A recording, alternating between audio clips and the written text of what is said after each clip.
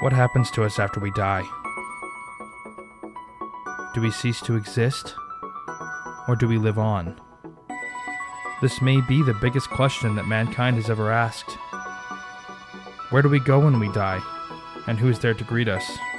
And why? What exactly does it mean to become a spiritual person? Does it consist of following predetermined laws? Or is it a personal journey? These are the types of questions that we will discuss.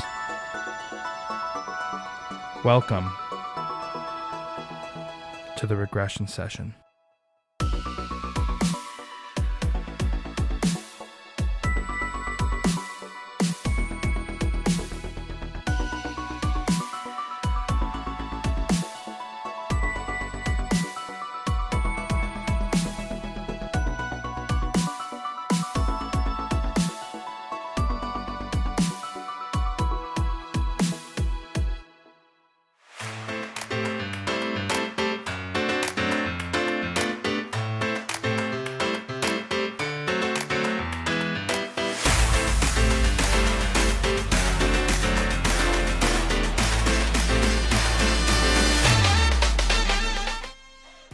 Welcome back to the Regression Session. My name is Ian. This week we're going to be hearing from John, and John has been studying astral projection for about 10 years, and he's had some pretty crazy experiences while doing it. So I'm looking forward to having him share his perspectives on the show. Remember, if you've had spiritual experience, or if you have past life memories, if you've had a near-death experience, anything like that, and you want to come on the show, I would love to hear from you. My email is theregressionsession@gmail.com. Please don't be shy. So without any further ado, let's jump right into today's interview.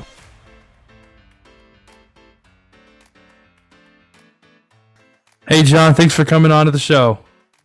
Hey, thanks for having me. Yeah, no problem. Right on. So for the audience, tell me a little bit about your background and a little bit about your beliefs, because I know for the audience, again, this episode is going to be about astral projection, which is kind of cool. Yeah, it's actually really cool. I've been interested in astral projection for about 10 years. And how I got into it, well, I had a really intense mushroom trip when I was, I guess, about 20, and that experience sent me down a crazy path, researching into consciousness, spirituality, all kinds of occult and new age concepts. And so astral projection was just one of the many things that I researched and tried. Let's see. So about 10 years ago, I started trying to do it. And there are, a few different ways, like a few different techniques, you can use. And yeah, that's how I got into it. I got it to work after a while. After a bunch of partial separations, I eventually got it to work, and when it actually worked, it scared me so bad that I was afraid to do it again. And so I took 7 years off due to just pure fear. Well, right yeah, on. Yeah. So let's rewind just a little bit here. So you had an intense mushroom trip, right? Yeah. And then all of a sudden, you're interested in consciousness. What's the connection there? I've talked about psychedelics on this show before, so yeah, I'm interested in that too. So if you have a trip, I mean, I ate like way too many mushrooms. And the guy I was with I was like, how many would you eat? This is like my second, I hadn't even hardly smoked weed, or, he was like, I would eat them all. So I ate them all, and Jeez. I had the full ego death, that people talk about. I forgot I was a person, didn't know I was a human. Time went away. So that was by far the most profound spiritual experience I had ever had. And I grew up Christian, very conservative. Um, and so it blew my mind and my worldview wide open. So after that, I was determined to get to the bottom of what consciousness can do, or what it is. You have an experience that powerful. You're just compelled. Well, no, I guess not everyone is compelled, but I was compelled to, just figure it out, which I haven't. But Have you ever heard of the stoned ape theory? yeah, is that Terrence McKenna? I'm not sure. I'm going to link it in the show notes regardless. So, whoever did it will find out. But that's a really interesting theory. I'll explain it real quick for those who don't know. Basically, it's the concept that like hominids or humanoid creatures here on Earth were kind of just monkeys, and then they went through and in just like foraging for new food sources and finding new food, they came across these mushrooms and they ate them, and it goes into like the science of how psychedelics work, but essentially it just like expanded the neurons in their brain and allowed consciousness to be born. And what's really interesting is I don't remember the culture that had this, but like the Garden of Eden. Yeah. In this one culture, or maybe it was like a long time ago, traditionally the fruit of the tree of knowledge of good and evil was depicted as a magic mushroom. Yeah. Well, it could be. Yeah. I mean, I believe that is definitely believe that's like what do you call it? Metaphor for something that happened, that there was some kind of event with early humans that they kind of made a great leap forward in consciousness. But what exactly happened, I don't know. I think it's totally possible that, I think you can give a dog mushrooms and it'll be more like a human. I truly do think that. Let's see, now that's an interesting theory, but I wonder how ethical it actually is to do that. Like Not at all. put your poor dog through a massive, like mind blowing tripping balls trip. It's Right? not ethical at all. I got dosed a couple weeks ago. A friend of mine gave me some chocolate and didn't tell me that it was mushroom chocolate. And I felt very violated because I Right. thought I was literally losing my mind, and I had to make peace with everything. I was like, I'm dying, I'm going crazy, and I'm dying, because I didn't know had taken any drugs. Later on, he was like, I thought you knew. He was like, why would I just give you chocolate? I was like, that's not weird. People share chocolate. Yeah, and your dog couldn't even like tell you like I thought I was dying. Yeah, and your dog would be like telepathically, getting on to about like, don't do this. Ask me next time or tell me. Right? And what would be wild is if like if you and your dog both took the drugs and then you both ended up somehow talking to each other, but then afterwards you looked at each other like, yeah, we know. Yeah. We know what Oh just yeah. went down. Oh yeah. I've But I've like been tripping, like hanging out with my cat, and swear that we are like on the same page. Like we are talking to each other. are you though? That's I the don't real know. question. That's the I real don't. question. I try not to get hung up on the things that I can't know, because there are plenty of things that I can know. So I focus on those. Yeah, and that kind of leads us into today's topic, which is astral projection, obviously. Yeah.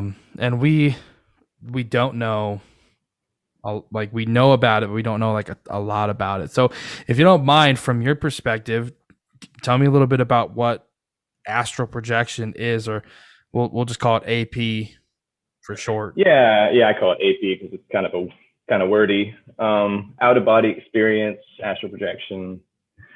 So I kind of go back and forth on what I think it actually is, but we do know that it is a real phenomenon, meaning that it definitely subjectively happens.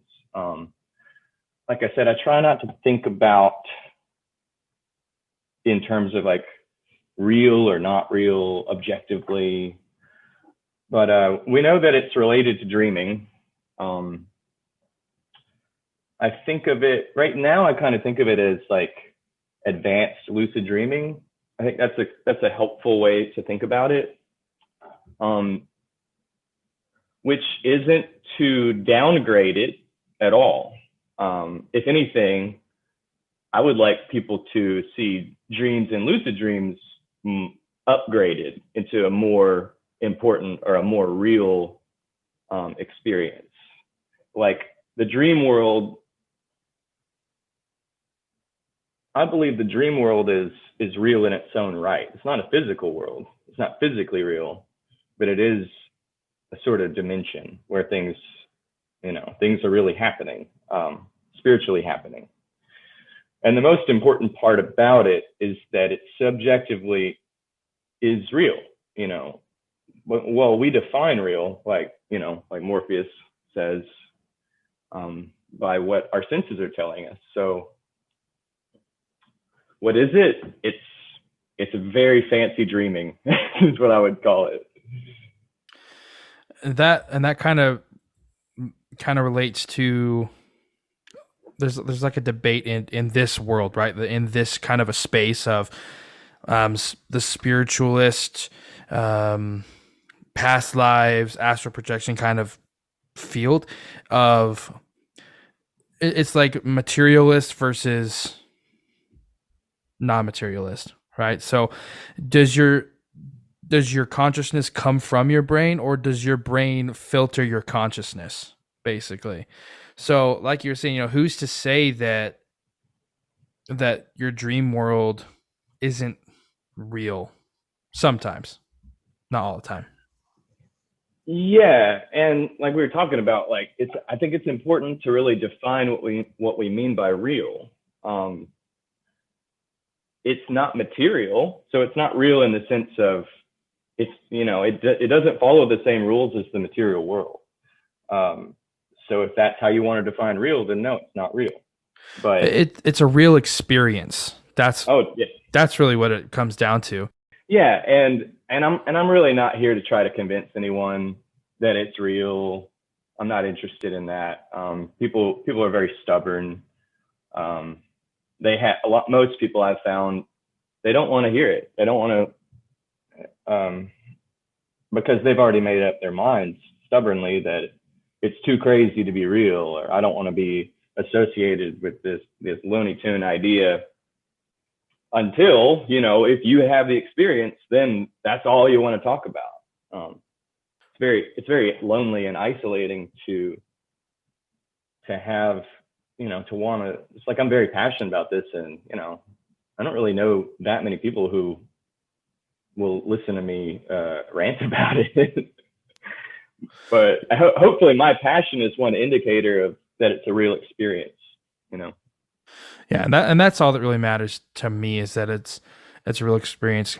Kind of like with past life regressions, which is what I do. I do those, and regardless of whether or not people are literally remembering past lives, and in your case, regardless of whether or not you're actually lifting out of your own body and traveling the galaxy or whatever it is you decide to do, you're getting something out of it, right? In the case of past life regression, we're getting a new perspective and stuff like that. And I'm sure the same is true for AP. Yeah, it can be totally life changing. It changed my life absolutely. The first time it happened to me, it was like waking up, the next day I just saw the world with a totally different paradigm. Like I never could go back after that. I never could look at the world the same. So how many times have you done it? So I've fully separated, I think only twice, but I've had a bunch of partial separations. And when I say separate, I mean, you can feel the separation. It's kind of like it's a bit like pulling two magnets apart. You can feel that initial resistance and you can feel the fields interacting, and then it sort of pulls, you kind of pop out, just very much like magnets. So how is it that you go into that state? Like, how do you achieve astral projection? Okay. So the way I do it is through sleep paralysis. You can induce sleep paralysis by, well, the people who there are two ways to do it: through meditation and through sleep technique. Okay, I don't do the meditation. I'm not a very good meditator. I'm not a very diligent person, but it's pretty easy to set your alarm for 4 a.m., wake up, and this is how it works. Generally speaking, this is how a lot of people do it. It's how I do it. You want to get enough sleep that you need your brain and your mind to be well rested, but your body still could use more sleep. The way I understand it is that our brains don't really need as much rest as our body does. So around 4 or 5 a.m. is kind of a typical time to give it a shot. Set an alarm, wake up. And then you can, you want to become alert so your mind is fully awake. So about 30 minutes or so, walk around, get a glass of water, and then just lay back down. And you want to keep your consciousness alert and awake, and just go into a very deep relaxation until essentially you want to remain conscious through the transition into sleep and into dreams, and kind of arrest it on the way, so you don't go into full sleep. And that's called the hypnagogic state, where as you fall asleep, if you remain alert into the transition into dreams, you'll get what's called hypnagogic imagery. So you'll see, flashes of images and, shapes, or you'll hear some things. So it's multisensory. Then if all goes well, you will, and this is where it gets a little weird, because willpower is very, it's really like central to this whole phenomenon. But what happens is you can get vibrations. Now, like I said, it's sleep paralysis. So you get disconnected from your body, your physical body. So you can't move it. Have you ever had sleep paralysis? No, not personally. And honestly, I kind of hope I never do. Well, sleep paralysis is astral projecting without leaving the body. It's the same phenomenon. It's just you're not leaving the body. And I don't know if you've heard about reports of shadow people or demons that feed on fear and like sit on your chest. But oh yeah, I've heard about all that stuff. I've even heard of so far as like a guy watched himself get flayed alive. Yeah, so it's all about fear. Well, I'll finish with the technique here, and then we can get into what experiences do happen. Very scary things happen, which is why, and I'll tell you why I quit for 7 years. It's terrifying. But yeah, so what happens is you'll get these vibrations as you go into the hypnagogic state. You'll feel vibrations all over your body. It's kind of like when your foot falls asleep, you get the pins and needles tingling. The first few times, this stage is pretty uncomfortable. It doesn't hurt, but it's not fun. It's very intense, kind of like being electrocuted. So at that point, the two, and we'll kind of have to refer to some woo-woo stuff here because it's hard to talk about it with scientific terms. We'll talk about the physical body and the astral body. So the astral body is during vibrations is not really latched on firmly, so you can separate, and there are like different ways of separating. When I first started, I just tried to sit up, like out of my body, like just sit straight up. And it only works for some reason when I sleep on my back. And this is common too. There are like lots of commonalities between these experiences. One of them happens to be that it works better when you're on your back. So anyways, try to sit up. It's not easy. You've still got to overcome this resistance of the two bodies being attached. And you can feel the resistance, and you don't have to worry because you're in sleep paralysis, this willing of the body, it can't really move the physical body. So you're really moving your astral body, or you can think of it as your dream body. So like when you're having a dream, you're just, you're using your body like you do in real life, but obviously you're paralyzed because otherwise you'd be acting out your dreams, in your sleep. So it feels just the same as moving a dream body. Now, some people, I've transitioned into using what's called the rope method. And this is like, you imagine a rope that you grab the rope and just kind of hand over hand pull yourself out. And I guess that sort of tricks you into being able to separate, or I don't know what the deal with that is, but in my most recent APs, when I got back into it, I found that works better for me. Is that a common method? Yeah, it is a common method. It sounds silly, and honestly, all of it sounds crazy until you experience it. But yeah, you don't need to like. Just talk about it however you want to talk about it. You don't need to defend it here. I'm all about it. Well, it's gonna get crazier, so we'll just roll. Yeah, with it. Tell me about it. I want to hear about it. So sorry to interrupt you. Just keep going. Well, I'll talk about my first successful one, and then we can go from there. Because the fun stuff is like, what did I experience, right? Yeah, absolutely. So yeah, just go ahead and just describe your first experience, because I am interested. I'm gonna be honest with you. I was gonna do a lot of research about astral projection and read a couple books on it before this, but I just didn't have time. So I'm completely like virgin ears about astral projection. I know nothing.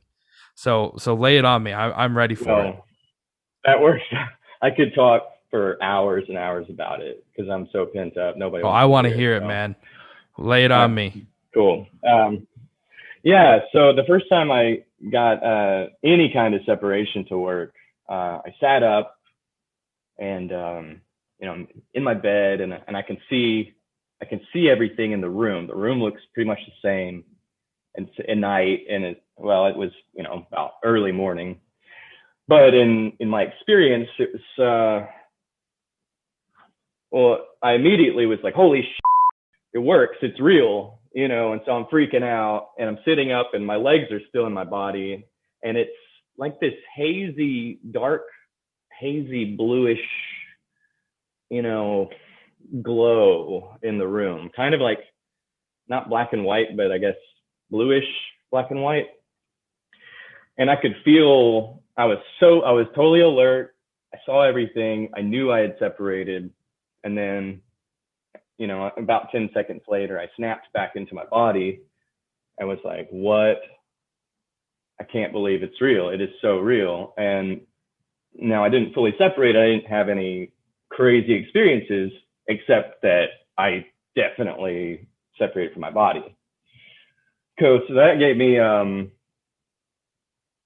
very powerful reason to really continue to see how far I could go. Can I fully separate? So after some more attempts, maybe a couple of weeks later, early morning again, and I do the sit up technique, and I pop like all the way out of my body. Okay, and this time it was different. This time the lights were on, and in my room was a bunch of people, and I'm going to use the word gypsies, and I know that some people might think that's derogatory, but I don't know how else to describe them. They look like European traveling gypsies. They wore like colorful patchwork clothes, piercings, dark skin, just how you would imagine them. And there were about 5 or 6 in the room. One of them was a woman sitting in the bed right next to me. And they were all silently just looking at me. And everything about the room was normal, except that it was just all of a sudden, I'm talking about like instantly, as soon as I popped out, everything went from like my eyes were just closed to I see this room in perfect, vivid clearness, and it's got these people in it. And they don't look any different from humans, except for one of the guys had like an oversized head. Like it was just like in big head mode. And now quick question, if you don't mind. Do you recall like the night before this, or before, maybe like the night before, maybe the couple of days before, did you watch anything to do with gypsies or anything like that?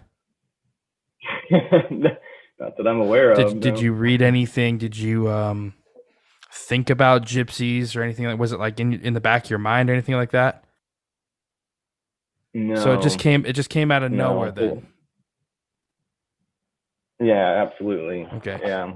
Yeah. The reason I ask is I try to ask verifying questions like that because, obviously if you were watching, well, I don't know, let's just say Peaky Blinders the night before that has gypsies in it, I would question your experience a lot more. But that adds a little bit of validity to it because you weren't really thinking about it.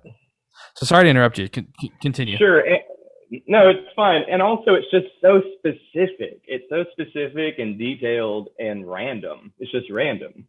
Like, I never thought about gypsies. I don't know. But anyways, so I was absolutely shocked and terrified in that moment. I jumped out of the bed screaming in just total terror, and backed up against my wall, and they all just looked at me, and I got some composure, stopped screaming, and I just sat down Indian style and was just telling myself, like, you wanted this to happen. You asked for this to happen. You wanted this to happen. Like, why are you freaking out? You should be happy that it worked. Anyway, so the guy with the big head just slowly started walking towards me, and I snapped out of it. So, and I woke up like, holy shit, that was absolutely insane. So after that one, that was the one that scared me. That's the one that made me stop for, I think, 7 years. And I just couldn't get the nerve to do it again. But during that time, I still remained obsessed with the phenomenon, and I read as much as I could online, and the subreddit, the Astral Projection subreddit. Reddit became a thing in that time, like a popular thing.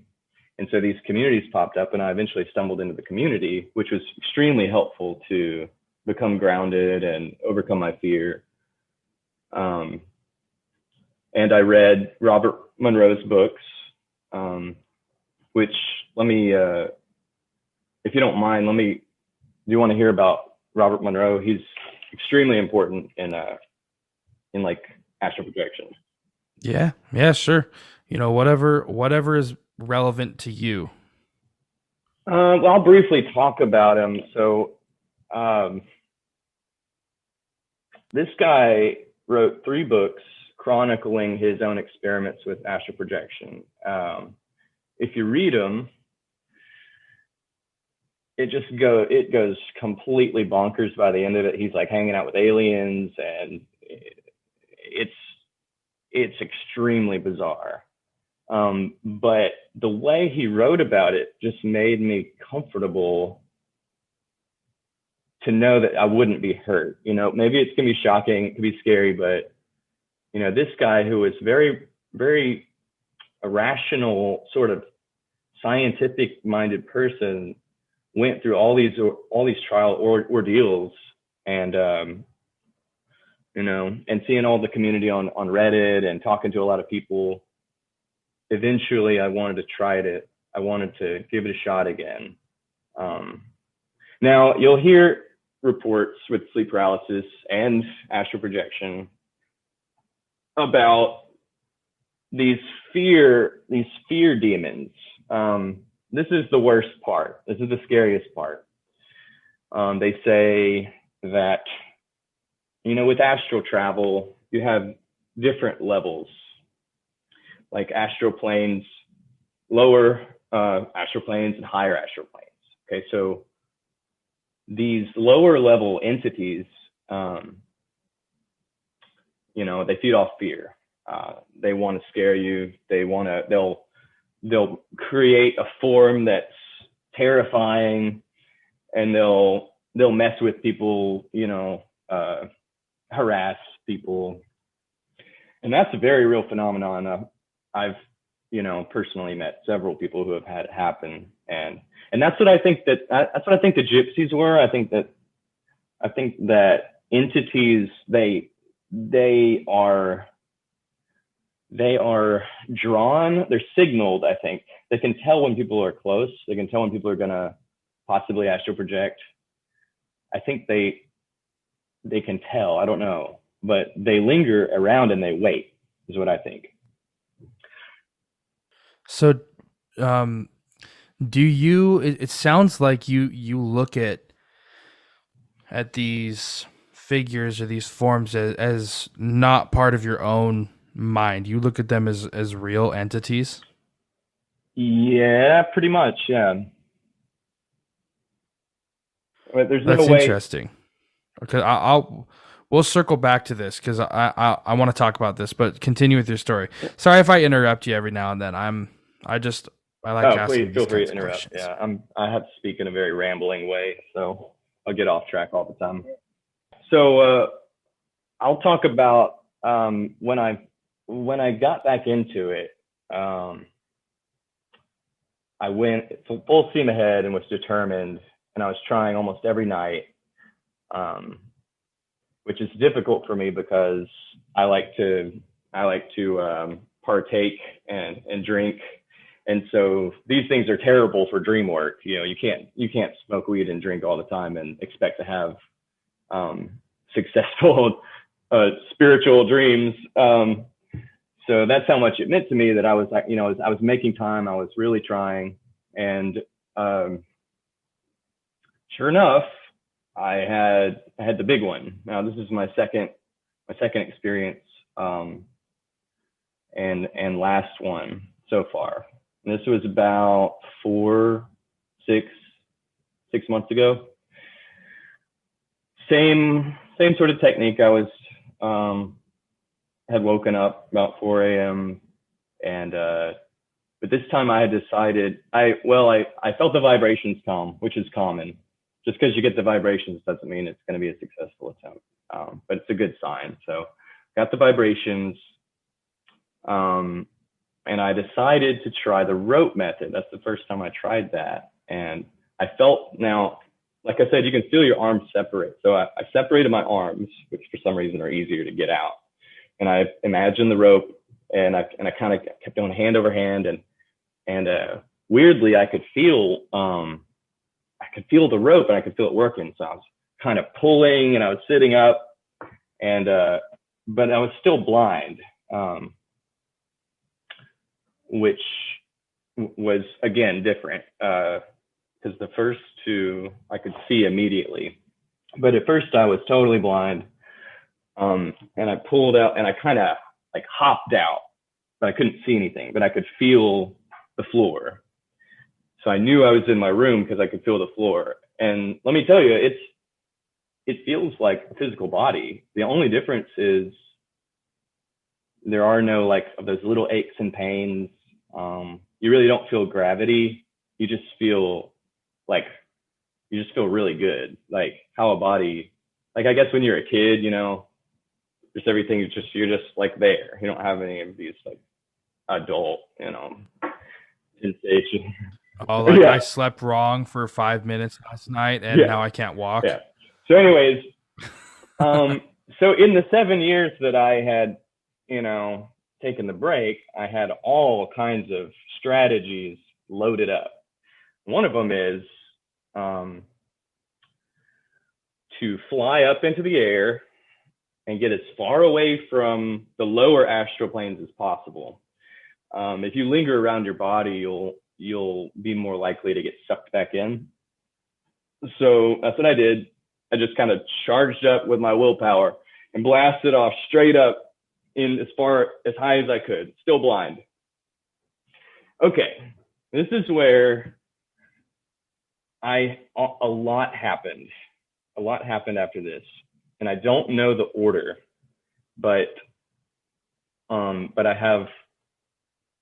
it was all said and done, I wrote down as much as I could before I forgot.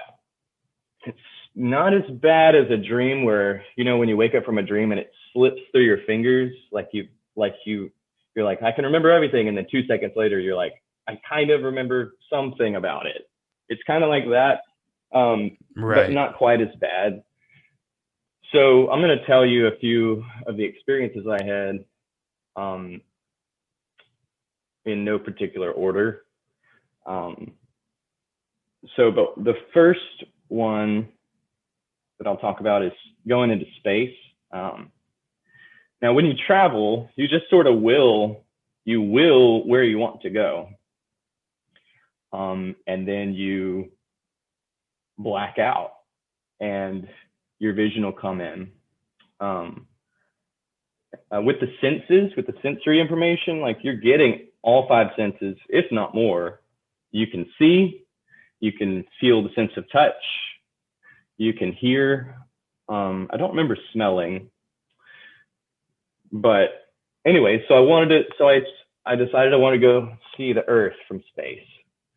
So I kind of blasted off, and then my vision was still out, or I blacked out, I'm not sure. And then so I feel like, okay, I feel like I'm somewhere, and slowly my vision comes in. And it's sort of fading into view. And at first, all I see is this ring, this golden ring, kind of taking up almost my whole field of view. And then as it comes in, I can see that it's the Earth, with this bright golden halo. And I figured, okay, the sun must be behind the Earth. So I start flying like a satellite around the side of the Earth, and I see the sun come out from behind the Earth. So I'm kind of rotating around the Earth to the right, and so the sun comes out to the right, and I can see it's just blasting these sunbeams. Like it's not just a white ball. I can see it blasting out these amazing sunbeams in a very like asymmetrical way, you know? And I was just awestruck. I was totally humbled and awestruck by that experience. That was one of the most awe-inspiring things I've ever experienced. Don't remember anything else about that. I do remember going up close.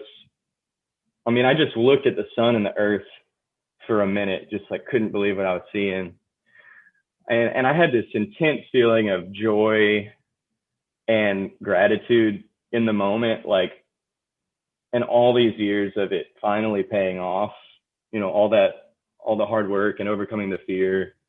And I mean, I was just absolutely in heaven. I was so happy. And so anyway, so I flew down closer to the surface, and I wanted to try and identify some continents, but I was like unable to figure out where I was, because it just looked like, I remember seeing coastlines, but I just couldn't figure out like what continents I was looking at. So that's about it for that experience. Totally amazing. Yeah. Later I tried to find pictures that are similar in like look at the earth with the sun, and they are, I'm talking about, it was just like the experience, the scale of the earth with the sun and everything about it, the sunbeams blasting out. All right. So did it look similar in photos, or does it just kind of pale in comparison?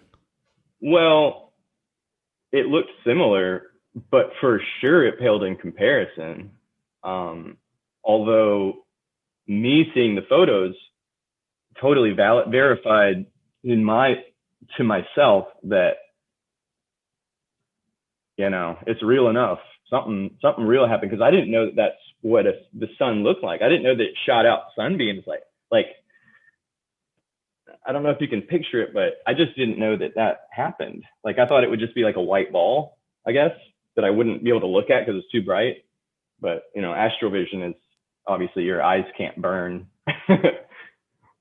But so let's talk about this for just a second. So you got information that you didn't know about, but you were later verified. I believe so. Yes, I would say so. Mm-hmm. Okay, see, that's important. That's evidence right there. Maybe not, like, we can't 100% prove it's real because we don't have like a recording. Obviously, we can't record that kind of stuff. But still, that's the kind of stuff I look for when kind of gauging whether or not these experiences are credible, because you didn't know about the sun and you were able to verify that afterwards, which is great. Yeah, it was really crazy to look at the pictures. I found a picture that was real close to the sort of the distance to get that match the distance I was from the earth. So then the scale of the size of the earth and the size of the sun was dead on. And yeah, it was really crazy to get that verification. That's the only one that I was able to get any kind of hard verification on. The other experiences were way weirder, I would say. That was kind of, dare I say, mundane compared to the others. So what happens with that night, when I was astral projecting, or that morning, I would have about a 10-minute-ish experience and get pulled back into my body. And then I would try to astral project again, and it would work, and I would go to a different place. So I would say I probably had 5 to 15 trips. So let's see. I do remember that there were a bunch of times I was just flying through space, and I was amazed at how occupied space is with entities, like very occupied. It's not really empty. It's like there are just things and people and crazy creatures like everywhere. It's like being in, I don't know, it's like being in a big city. Like, you can't get away from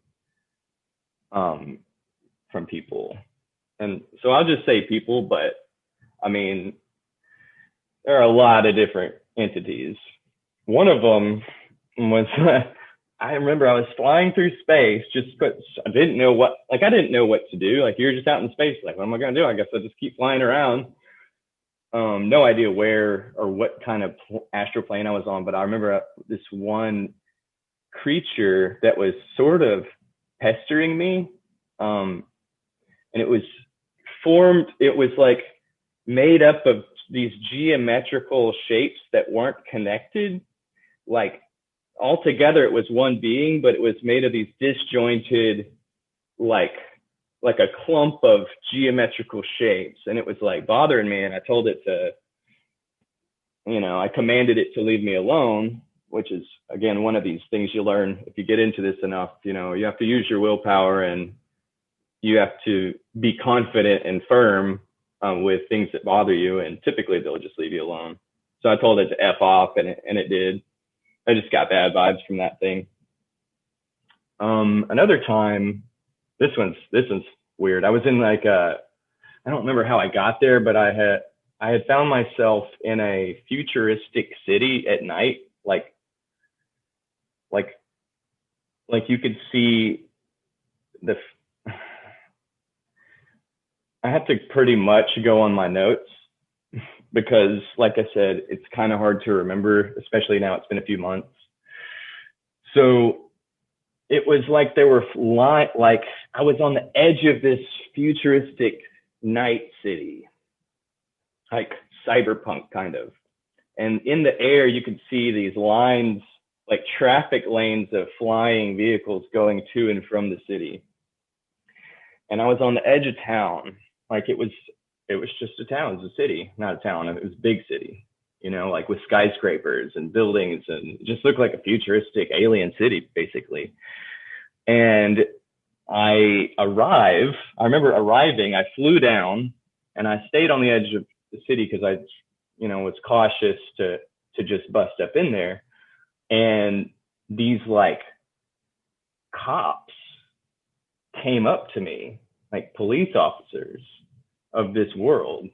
They came up to me and they stopped me from entering. They were like, "What are you doing here? You're not supposed to be here." And I didn't know what to do. I was like, and I'm talking about it. It's just as real. It's just as real as waking life. So you forget that, and I don't know what the rules are. I don't know if they can hurt me. It certainly feels like they could arrest me and I get stuck. I don't know. So I didn't want to stick around too long. So I kind of played dumb and sort of flew away. And as I was flying away from these cops, I hear one of them say to another, did you see if he had a creator device on him? Like something to that effect. One of the cops asked the other one if they saw me with some device. The best words I remember are a creator device. So I thought that was really interesting. Like, what is that? What's a creator device, and why would they be interested in that? Like they said it as if I had one of these things, they would have to do something about it, Yeah, and so I flew away from there, and I don't have any other recollection about that particular. With that experience, did you feel like because obviously it was like a planet or a moon or something, right? But yeah.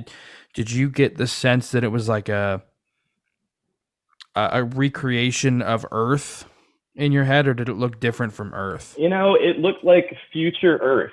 It looked like a cyberpunk city on Earth. There was nothing weird about it, really, except it was futuristic. They were humans. The cops were human looking, spoke English. Yeah. Yeah, that's very interesting. Yeah, I don't really have anything to add. I just was wondering if like the landscape looked like Earth, or if you got a sense that you were on Earth still, or if you I don't think it was Earth. If I had to guess, I would say it was another planet with humans on it. I don't know what else to say. Different planet.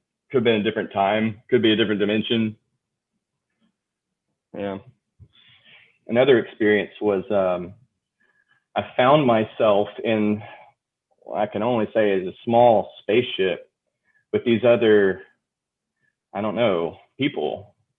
Oh, let me backtrack a little bit about, this is really common for people to have experiences where someone will be like, you're not supposed to be here. And the reason is we're not actually, as humans, designed to do this. Like, this is the domain of disembodied spirits. This is not really for living humans to do. It's almost like we're exploiting a glitch when we do this. So it's really common for spirits to be like, you are not supposed to be here. What are you doing? You have a physical body. Like, go back to your body. Like, what do you think you're doing? So That's interesting because you'd think that if it was in, let's just assume for a minute that this is all in our head, right? In my dreams, whenever I've had a dream, I haven't really ever experienced like hey, you're not supposed to be here. You're in trouble, mister. You know, like that kind of a feeling of like, hey, we got to do something about that. I've never experienced that in my own dreams. Like I've had things where people have been trying to get me, or I've been in danger or whatever, but I've never had that. So, and I don't know of many people who have, because you'd think that if it was all a dream, you wouldn't feel that. Yeah. It's still related to dreaming though. I don't know what I believe is the connection, except it's just a very powerful form of dreaming. It has different rules. Like a regular dream has a rule system. A lucid dream has a slightly different rule system. And an astral projection has its own rule system. In a regular dream, you're not really fully aware. You're just going along with the story of the dream. You don't question anything. Anything crazy would happen. You don't question it. You're just along for the ride. With a lucid dream, you're aware, and you can manifest things in that reality. That's one of the rules, is you can change, you can create things, you can do whatever you want, you can create people.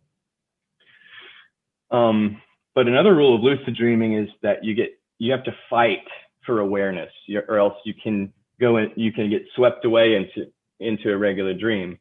And another thing about lucid dreaming is, well, at least for me, and I know this is pretty common, is like once you become lucid, you can very easily get swept away into being unconscious or waking up. So it's not very persistent. Lucid dreams it's hard to have a persistent lucid dream. With astral projection, that's not really a thing. Like it is very persistent. Nothing is morphing and changing. Everything is just very consistent and feels very external, and like, I don't know, persistence is just a good word, I would say. It's there, you can touch it. You can't really just manifest things in astral projection. Like you can do things, you can interact, but you can't just create things like in a lucid dream. So it has some of the rules of material world of like object permanence. It has that. Now you can travel wherever you can imagine, but once you get there, you're not going to be able to just change your environment like willy-nilly.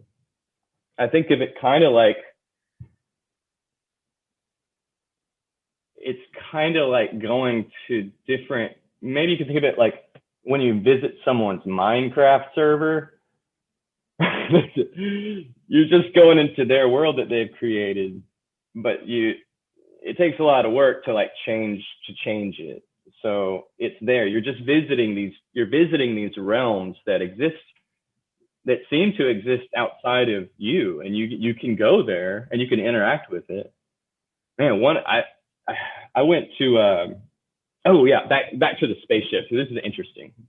I was flying in this spaceship, like a kind of a small cruiser, I guess, like the equivalent of a car, but just flying. And I was with these guys that I guess I met. I don't remember how I met them. And we were just flying around hanging out. And I do remember that I didn't know them. Like they were just being people. I would call them people that I met. And we were just like joyriding through space. And this older guy, so these dudes were like, I don't know, young, mid-20s or something, just kind of like having fun. And this older dude like appeared and checked up on these dudes and me. What did he say? I think he said something like, you guys staying out of trouble, or I don't remember, something like that. So that was interesting. And then we kept flying, and this is super weird. Now, like, keep in mind, when you're flying through space, it's not empty space. There is like crazy stuff, not just entities, not just creatures and people and other spaceships, but like created things. Like one thing, we passed by this cube and in space, okay, and we passed by this cube and I could see in it, and inside it was a room. Like, I'm a musician, okay? It was like a jam room. It had like amps and a stage, and so I flew out of the spaceship and went in there because I was fascinated. Like, what? This is like a standalone like jam room. And I flew in there and it was empty except it had like equipment, like amps, and there was a microphone. And on the short stage, took about half the room.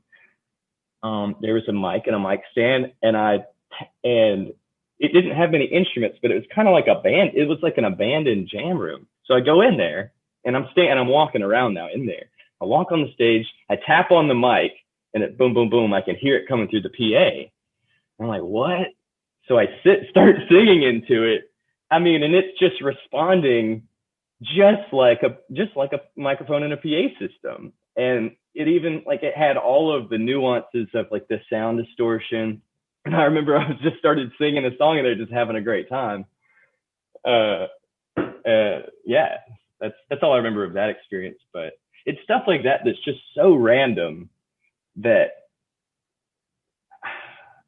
you know, when things are just so arbitrary and random, it's like you can't make this stuff up. The carpet was filthy. It was like dirty and filthy.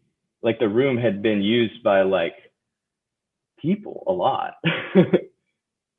Like I saw the crumbs in the carpet and the hair and the trash, and which is totally out of place from the other experiences, which are sometimes very pristine spaceship or like this amazing, beautiful being. And it just totally contrasted with this like floating jam cube. So do you normally have vivid, like really extremely vivid dreams like that, or like where you're very detail oriented, where you'll notice little nuances in dreams? Or do you just kind of go with the flow of like the overall story arc in dreams? Well, for me, if I'm having a regular dream, I rarely become, I rarely, I don't really remember my dreams. You know, like I said, I live a lifestyle that doesn't allow me to have a very good dream recall. But no, the short answer is no. I do have lucid dreams from time to time. And if I think to do it, I'll observe the vividness and check on my senses and see like, how good is this dream simulation? Like, how far can I see? How detailed is this world? Can I smell? Can I touch? Like, I will check on that stuff in lucid dreams. And sometimes I'll remember the observations, and sometimes I won't. But I can tell you that the realness of this experience was, well, dreams can feel very real. I'm not going to lie to you. Lucid dreams, it can feel 100% real. The only difference is that, like, in the detail, everything is simulated, if you want to call it that, in the dream perfectly. There's really no difference. Now your senses can become dull. Like your vision can fade out. Your hearing can go away. You know, you can black out and wake up. But like when it's being rendered at 100%, like dreams can be as real as reality. I know that to be true. But typically I don't like do these sort of perception checks. So in a normal dream, you typically wouldn't notice like the trash and the crumbs and the filthy carpet. Like that's just something that doesn't normally happen for you. No, in a regular dream, I would never question it. I just go with the flow. Like it's like the skepticism does not exist in a normal dream. You would just accept everything as it's happening, no matter how crazy it is. Yeah, exactly. And that's why I'm asking that question too, because, you know, because coming from a typically, you know, traditionally skeptic mindset, like you're a musician and all of a sudden you come across this convenient jam room, right? But if that was in a dream, you probably wouldn't notice all those crumbs and the filthy carpet and trash and stuff like that, because If it was me Yeah. doing that, I would probably just imagine just like a basic version of that where I'm more focused on singing versus looking at the nasty carpet. Yeah. And I'm wondering things like, I wonder who made this place. Like, I wonder where they are. How long has this thing been abandoned? You know, I'm thinking very much thoughts that you would think if you were totally awake, you know, reacting realistically to it. Like, I can't believe I'm in a freaking floating chamber. And I believe me, like, I've thought, because I am a musician, I have interacted with those kind of environments. Yeah, it does make you kind of think like, maybe I constructed this. Maybe that's related. I'm sure it's got to be related somehow. But, you know, when I sang into that mic, it was exactly like singing into a regular microphone. Yeah, so, some other experiences that morning. So,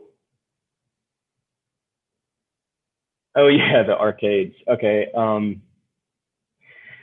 At one point, I found myself floating down. I was floating, not flying, but kind of floating upright, and just wheeling myself through. I would call it a series of like hallways with this material that was kind of felt like plastic. It was like a play, like a playroom for aliens, maybe. It was definitely for like aesthetic entertainment. Like, somebody had created this crazy geometric kind of plastic hallway with these like jagged panels. And I remember floating down this sort of hall, and I could feel the air on my skin as I floated. I remember feeling it so distinctly, like I could feel the air in the room. And as I'm going, I remember vividly hearing beautiful music, beautiful, complex, multifaceted music. And I remember thinking, wow, this music is awesome. I wish I could recreate it somehow, but there's no way I remember in detail enough. And I think that transitioned into, I found an arcade at some point.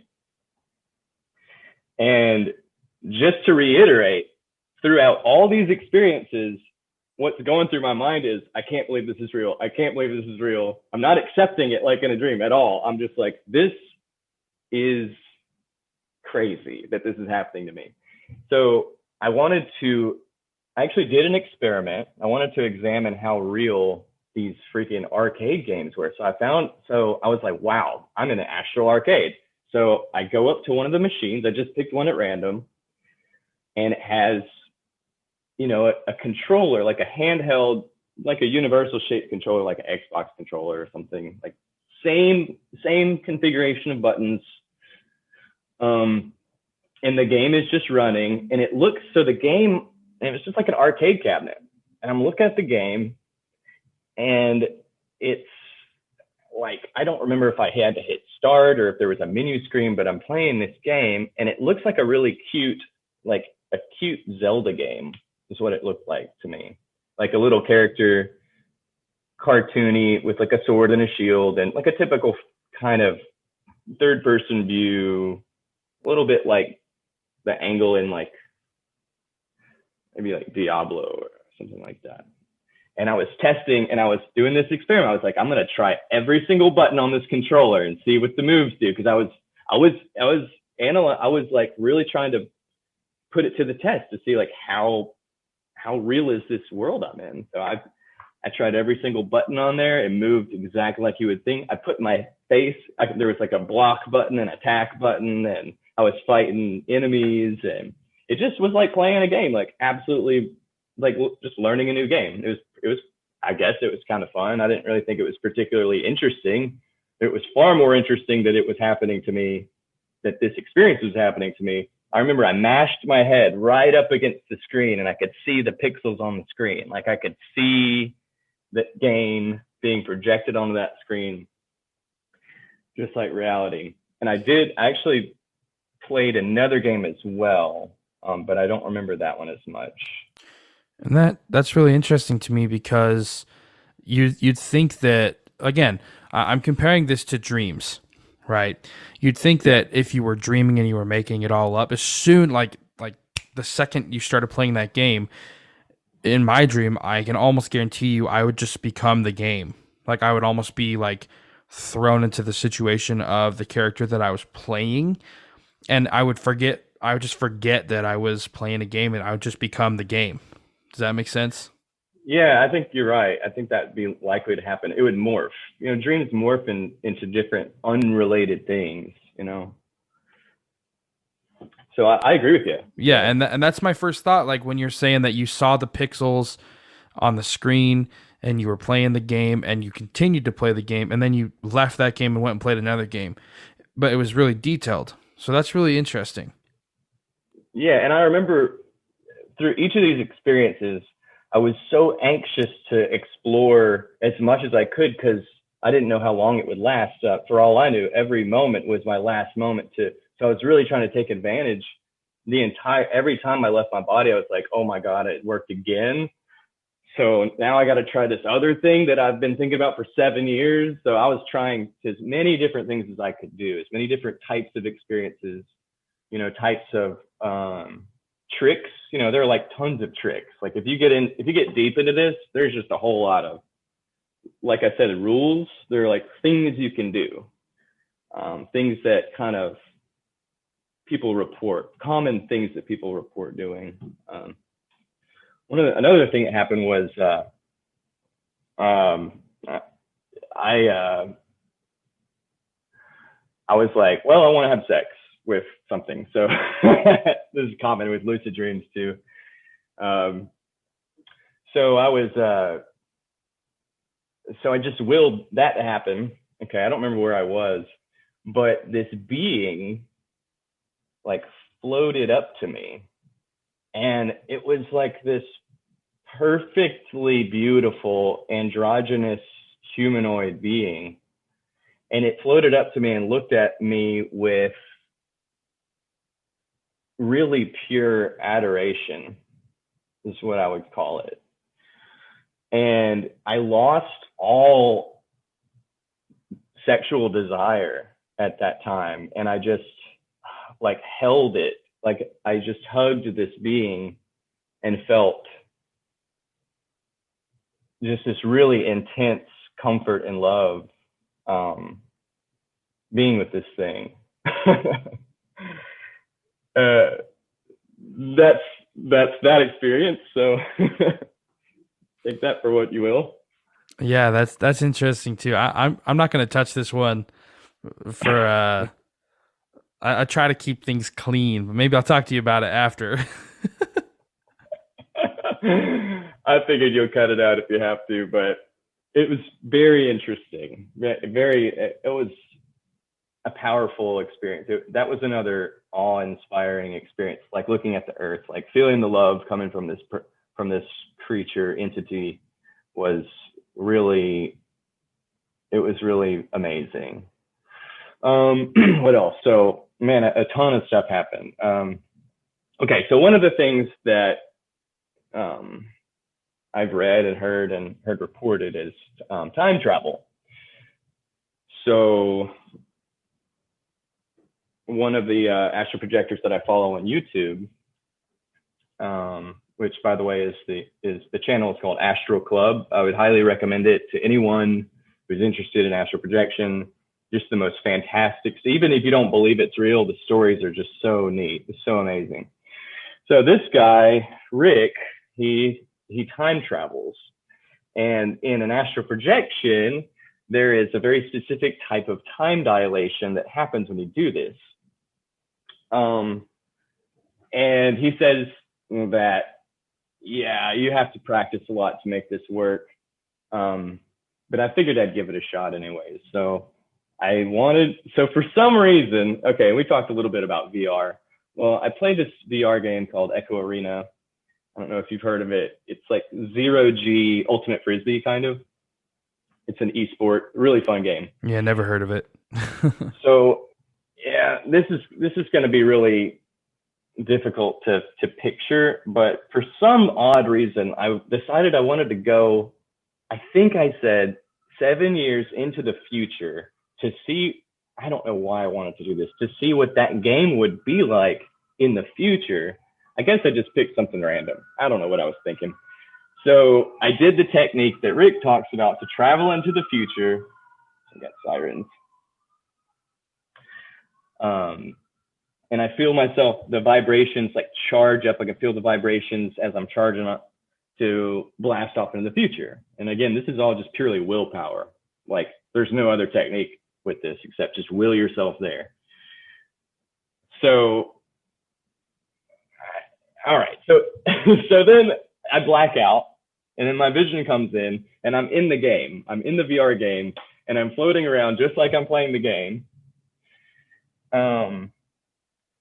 And it's different. It's not like the game now. It's like,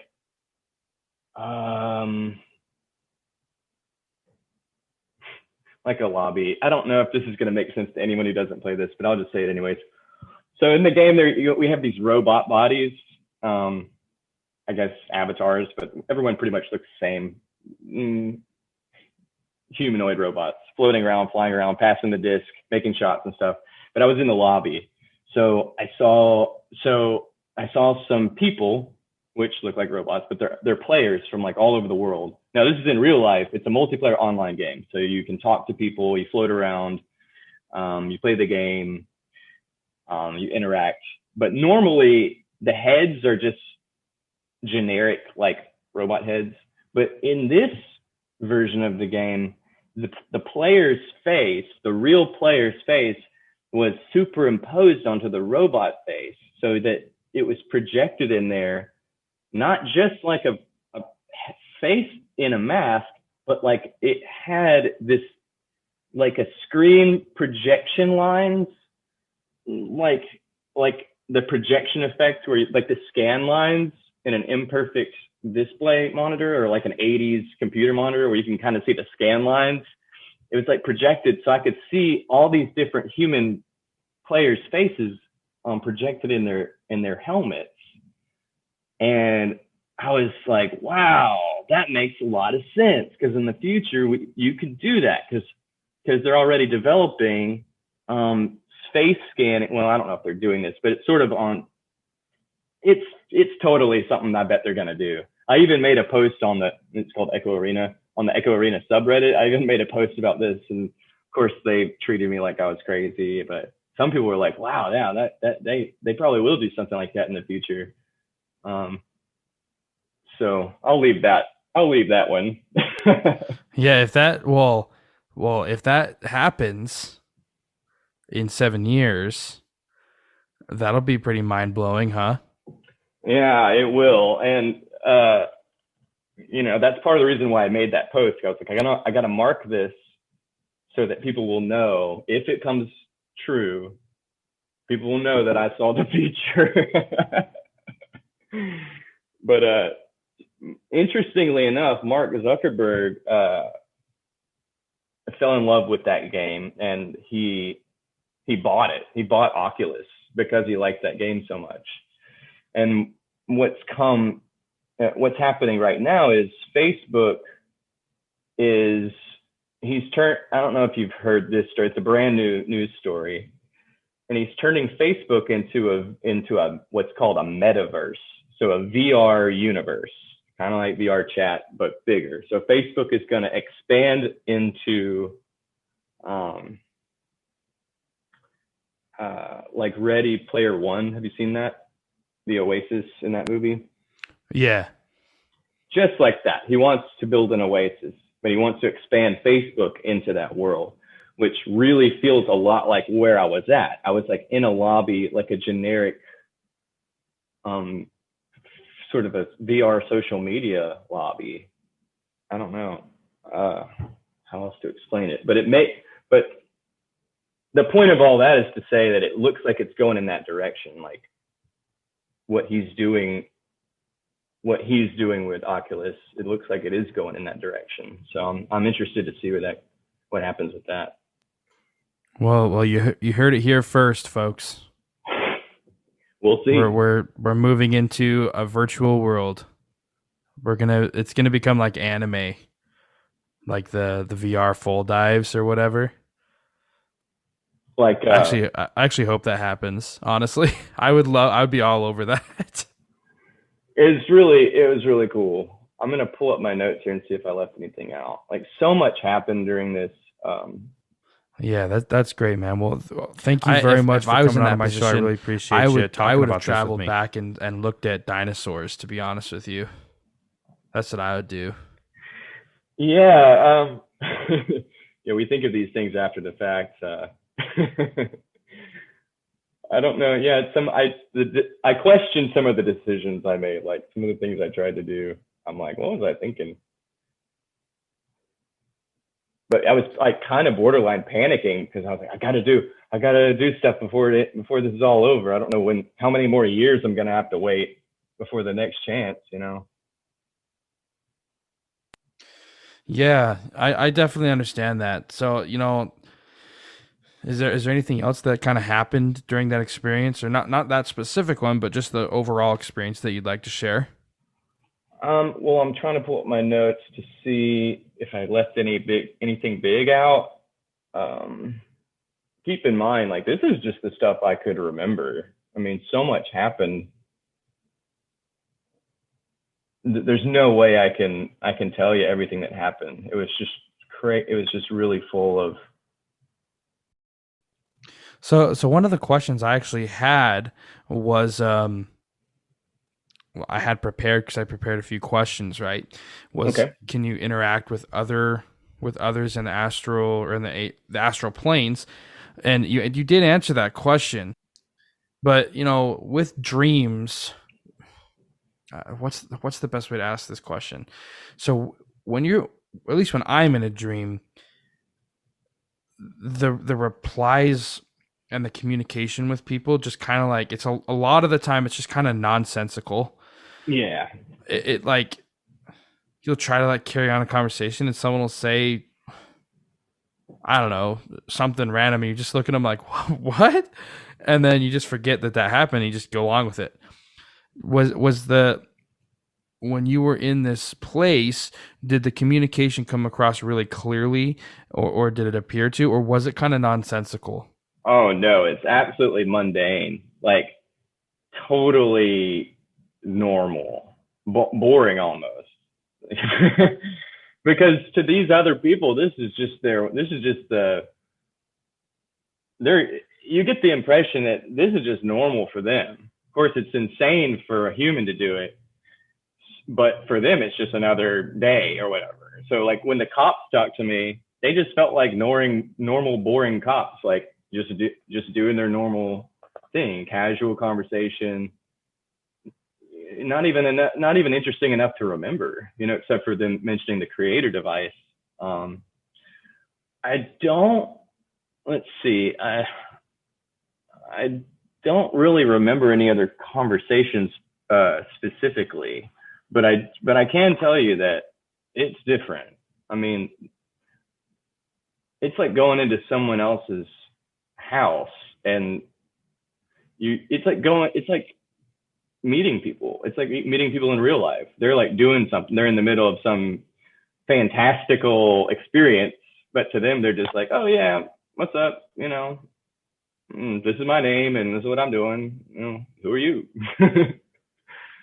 It's not like they're not doing some dream narrative where they're automatons in dreams. It's not like that. These are like real entities. I mean, if we go back to beliefs, like, yeah, I totally believe that these are non-physical entities, and to connect it to the greater spiritual reality, I think a lot of them were humans or are humans in between incarnations. And they're just having fun. They're like on a vacation in between lives. And I think a lot of them are not human. I think a lot of them are non-physical entities that are so different from us that we could never communicate with them, like different species entirely, of different natures. So that's what I think about that. I think that they do exist in and of themselves. I mean, that's what it seems like. Yeah, that's interesting. And, I don't disbelieve you because one of the things that comes up a lot in my line of work doing past life regressions is the concept of spirit guides, right? Yep. And I've interacted with and had experiences with these quote unquote spirit guides.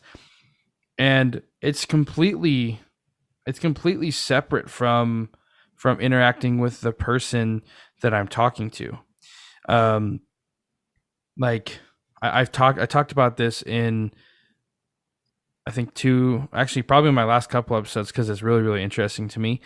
But like one of the things that happened to me was the best way to describe it is my thoughts. Whenever I think thoughts, they're located in like the bottom back and middle of my brain, right? That's where like I feel my thoughts coming from.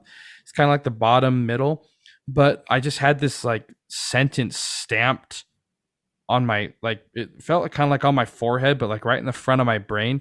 It was really weird because I've never had my thoughts come from that part of my brain. It's really weird to think about like where your thoughts come from. But yeah, I've never thought about a location that's in my head. But. Right? Yeah, I've never really heard anybody else talk about it anywhere. But I think it's important to also kind of think about that and talk about it, because the sentence was bring her out. There's nothing for her here. And the person that I was regressing was seeing a wall and they couldn't get past the wall. But, my job as the practitioner is to get these people through these walls and get them, find different ways to get them past these mental blocks and go into these experiences. But then the person said, my guide's not going to let me see anything. So that's interesting. And I've had a few very, very similar experiences, like really, really just interesting things that I couldn't really explain. Like I've had full personalities take over someone else's body, basically.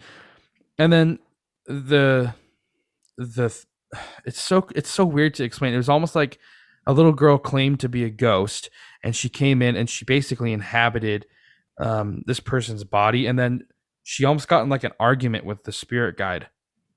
So I can't really, like you've been saying this whole time, I can't really prove that spirit guides are real, but they're real. You know what I mean? Like I can't really deny the fact that I've interacted with them and I've had weird experiences. And another thing is that I don't think they're part of people's consciousness. I mean, there's some people that think that they're part of their higher self, or their soul self, or whatever you want to call it. But to me, they seem like a separate order of beings. Okay. So when you're talking about these entities and beings that kind of live outside of our physical world, and they kind of live almost like on a different radio frequency, right? Like if you just shift your frequency, it's like turning over a radio channel. There's a whole different station, right? So these spirit guides, they kind of are the same kind of a deal. So I totally can buy into what you're saying about there being beings that kind of exist outside of our normal perception. Yep. And that's the impression you get.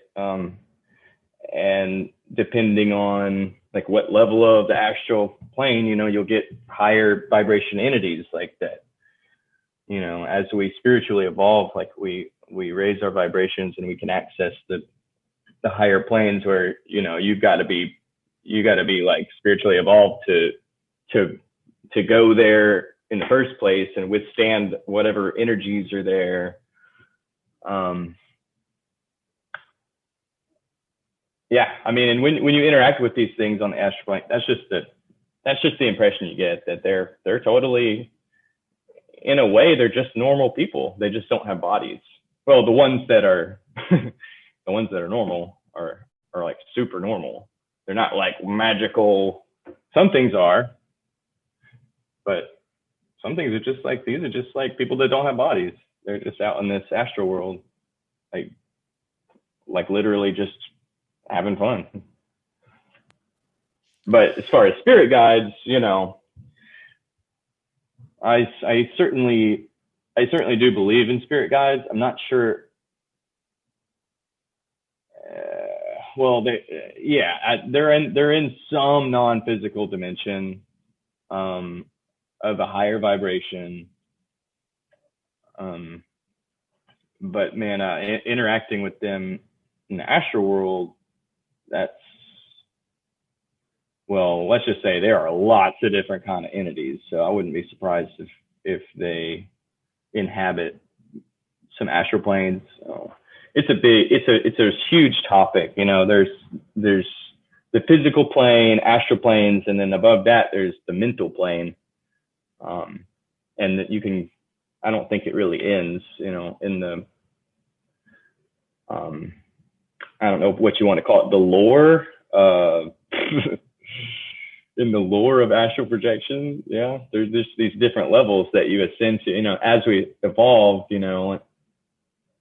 supposedly we can access these higher and higher levels. And so I tend to think that spirit guides are even beyond astral, because astral has a lot of similarities with, like, when I say normal people, like, these are spirits and beings that they have imperfections, they have personalities, they're not really magical, they just are non-physical.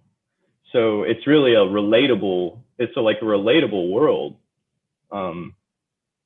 But in these higher levels, like spirit guides, I think spirit guides are things that, like, they're like higher, like we don't understand them, and they're not like, they don't have human personalities.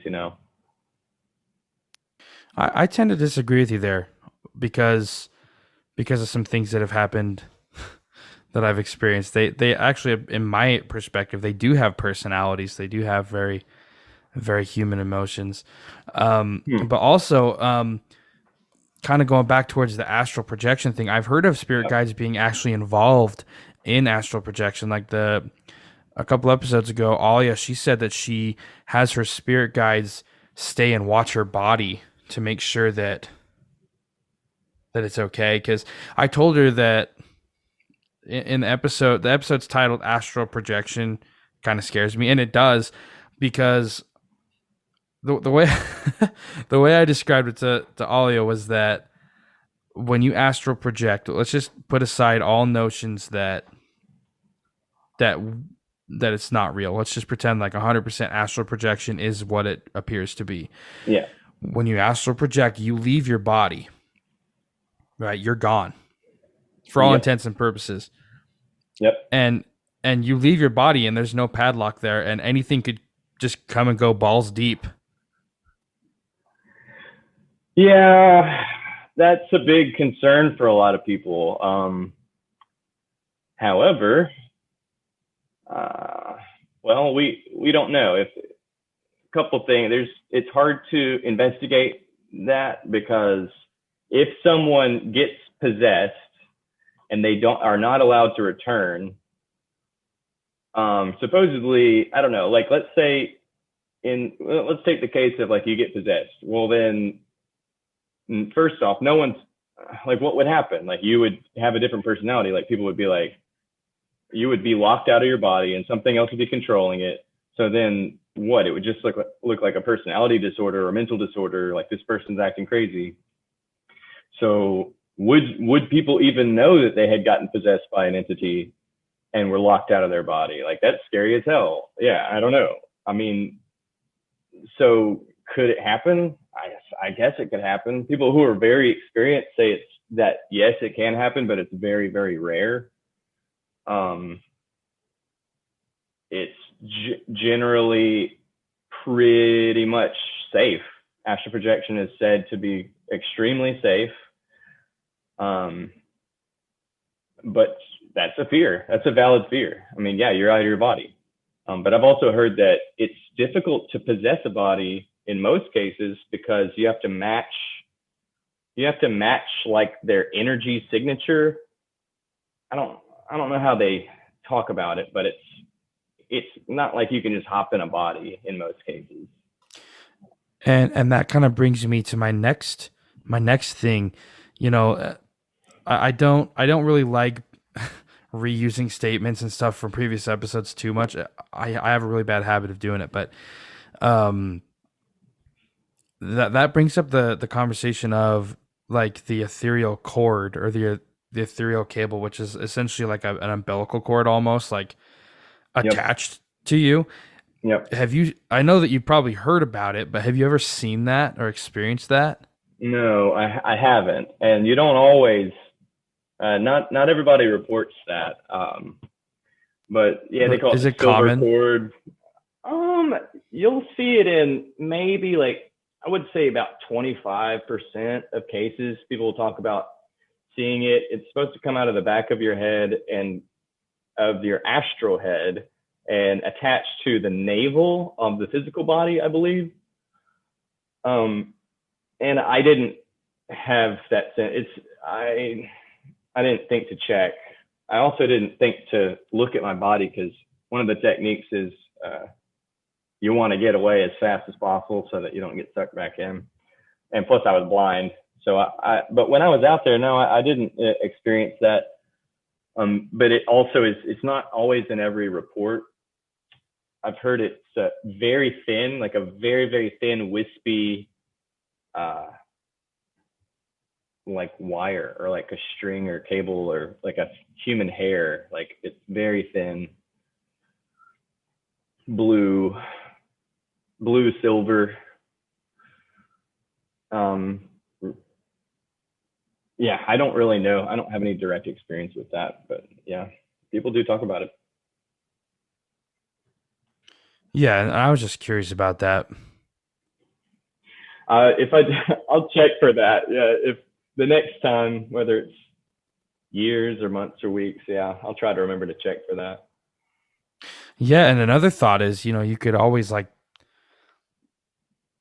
it might be a little creepy, but if you if you like record your body, right? Like record yourself doing this and see if anything happens, or if you even had like an infrared camera or something like that. Where I wonder if anybody's tried that before. Because that would be really interesting. Because if you did catch something, like say you saw an infrared person like sitting up out of their body, that'd be like, whoa, you know what I'm saying? Like proof. Yeah, there's something electrical going on with it. Now, check this out. There's so much I want to talk about with this. Unfortunately, the rest of the things I have to say are not from my direct experience, but hopefully interesting nonetheless. There's an electrical association here. People talk about going, like they'll say, don't mess with power lines while you're astral projecting, because that'll, like, you will get stuck. Like, you'll get stuck to the electrical activity. And don't go, there's certain things that you don't want to do because it'll mess with you. Like, it'll hurt. Like, it won't damage you. You won't walk away actual hurt, but you'll feel discomfort in some kind of way. Like, basically, you can be electrically shocked. Like, your astral body can interact with electrical activity. Has that been measured at all? Is there any evidence to support that? I would say, again, anecdotally, there's enough reports of it that it's a significant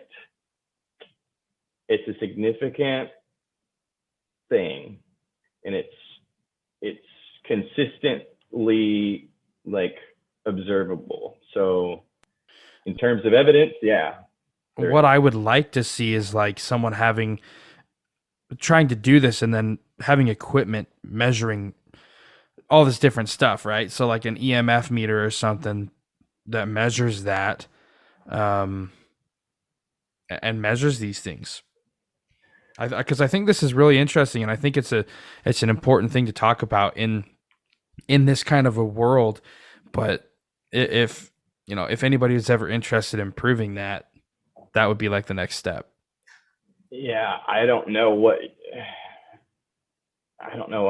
how you would do it. Yeah, and you could use some kind of radio I don't know. I don't know, but there are a bunch of like really weird things like that. Like another thing with the electrical thing is, okay. Here's one thing they tell you not to do. Don't go to government. Don't try to go to top secret government facilities, because they will catch you and they can trap you in these electrical chambers.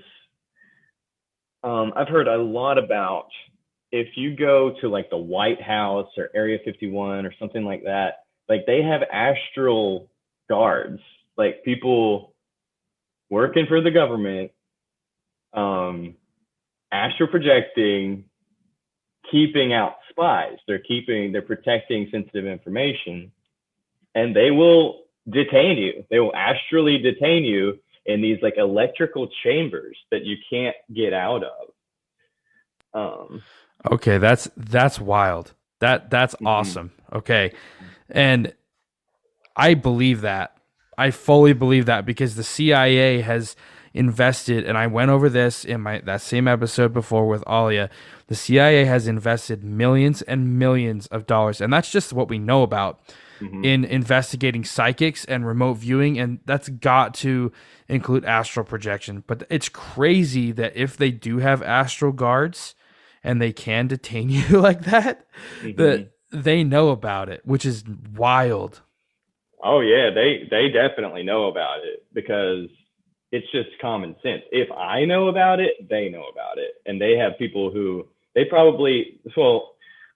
people speculate that they've got these dudes like trained up, like they've been training, and they probably have them on some kind of sleep drugs that allow them to extend their astral projections. There's a bunch of theories on that, but it's like there's not one report. Like multiple people talk about the astral guard, the government, AP. It's creepy. It's scary to think about. So if you ever do it, don't try to go into some top secret area. That is something that's just a big rule. Yeah, I believe it. Well, we're kind of up on time, because the episode is going to run a little long, but do you have any advice or anything that you'd like to leave the audience with? Well, if you want to pick up a new hobby, it's incredible. I think that most people can learn to do it. If you struggle with sleep paralysis, you probably have a talent for astral projection, and you should look into techniques to take advantage of that. I mean, it changed my life. So I would absolutely recommend it to anyone. It'll make you, it'll make you think about the world in a completely different way, and it'll make you reevaluate yourself and the nature of what we are. I mean, are we are we only physical things? Do we persist? Do we persist when we die? Do we have souls? Like it really shines a light on things in a directly personal, experiential way. Like you can experience and answer those questions for yourself. And I can't tell you if it's real. I can't tell you if our souls continue after our physical vehicles die. Like, I don't know, but I know what I believe, and it's helped me a lot to get over my fear of death and mortality. And it's absolutely changed my life. I would recommend anyone just to give it a shot, go just get on the Astral Projection subreddit and start reading, and, it'd be worth it. If you can get it to work. It took me a while to get it to work, but I think most people can do it. Yeah, that's great, man. Well, thank you very much for coming on to my show. I really appreciate you talking about this with me. Dude, thanks for having me. It's a blast to talk to someone who is interested at all. That's it for today's episode. And I'd like to thank John for coming on to the show and sharing his experiences. And I'd also like to thank you for tuning in. If you've had an experience and you'd like to be on the show, please reach out to me. That could be a near-death experience, past life memories, astral projection experiences, anything like that. Or if you're another past life regression practitioner and you'd like to share your views, email me. My email is theregressionsession@gmail.com, and I would love to have you on the show.